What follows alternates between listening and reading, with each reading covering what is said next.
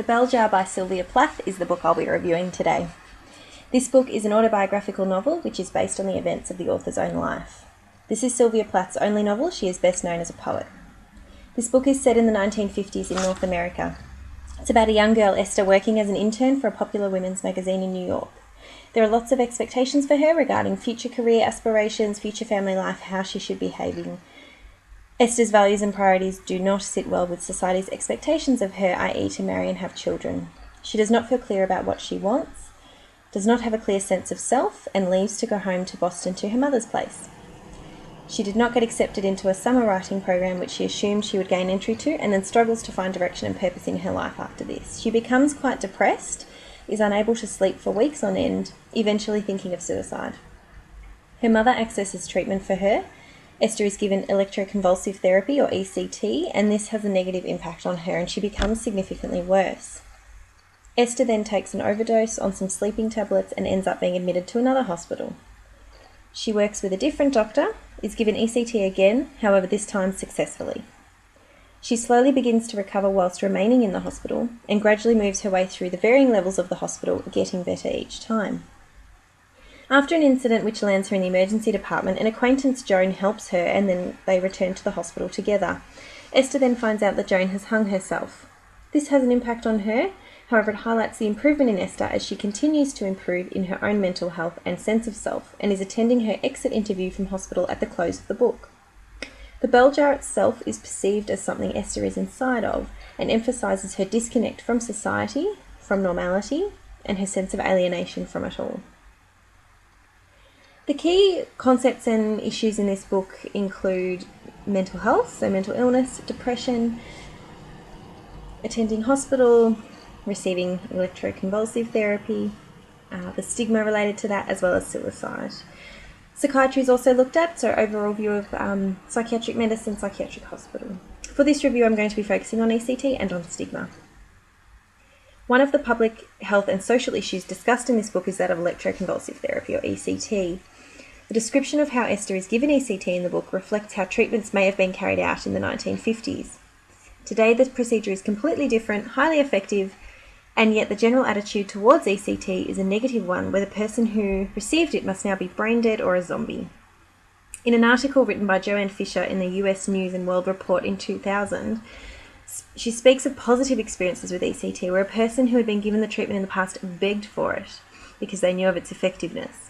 For Esther, ECT ends up being the one treatment that helps her to improve in her mental health, eventually facilitating her to see a bright future for herself, rather than suicide being her only option. It appears to be a lack of understanding that leads people to assume ECT is a dangerous or even barbaric treatment.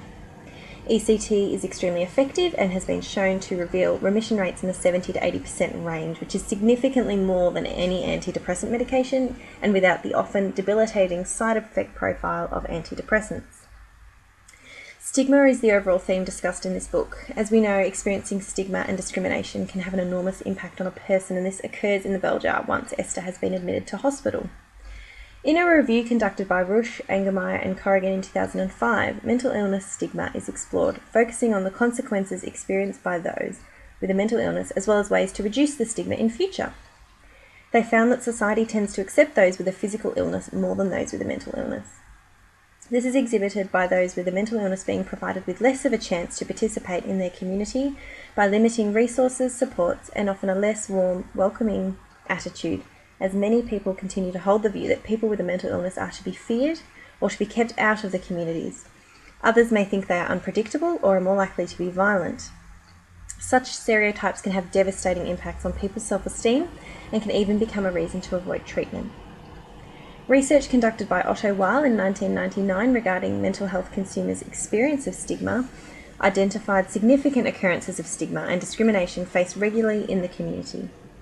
27% of the respondents to this nationwide survey indicated they had been advised to lower their expectations in life.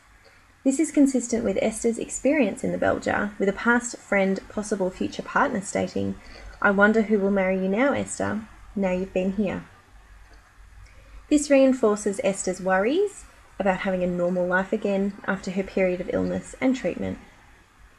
This is unfortunately often the attitude towards people with a mental illness, as these individuals can be considered to have less to contribute to society in relation to work, education, the arts, or being a suitable partner for someone. This could not be further from the truth. Whilst people need time to recover following a period of illness and treatment, there is nothing to stop people with a mental illness from being extremely successful people who contribute fruitfully to society. Sane Australia, who are a national charity helping Australians affected by mental illness to lead a better life, conducted a survey in 2006 which demonstrated that almost 3/4 of respondents living with a mental illness, 74%, had experienced stigma in some form. This indicates that whilst mental illness is more widely accepted in society at present than it was during the writing of TheBellJar, it remains a significant problem in our community. Such recent survey results highlight how far we still have to go as a society in relation to this issue. In relation to recommendations for the future, Sane Australia have identified several ways in which they're working to reduce stigma. Campaigns such as Say No to Stigma can provide people with the opportunity online to explain how stigma and discrimination because of mental illness has impacted on their lives. This is quite a powerful tool that can be accessed by anyone in the public and has the potential to break down the barriers of the unknown world of mental illness. The Rushk, Angermeyer and Corrigan Review, as discussed earlier, also provided recommendations of interventions that appear to be promising for the future.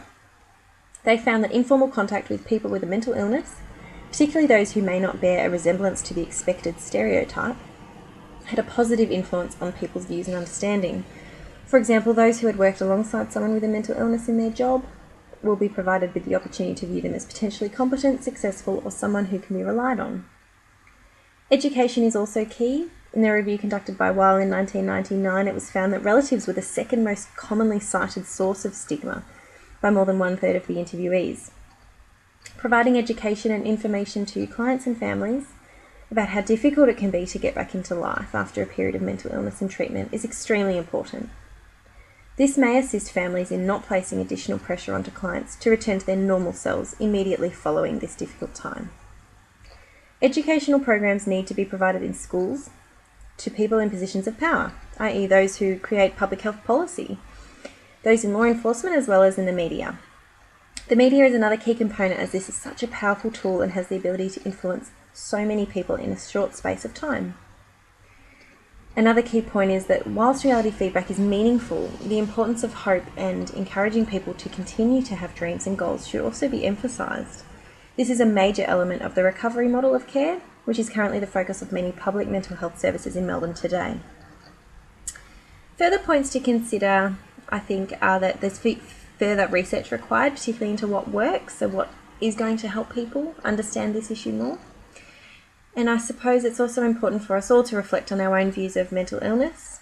Would you view a close friend or family member differently if they were diagnosed with a mental illness? If they needed to have a significant treatment like ECT, would you give someone a job who had a mental illness?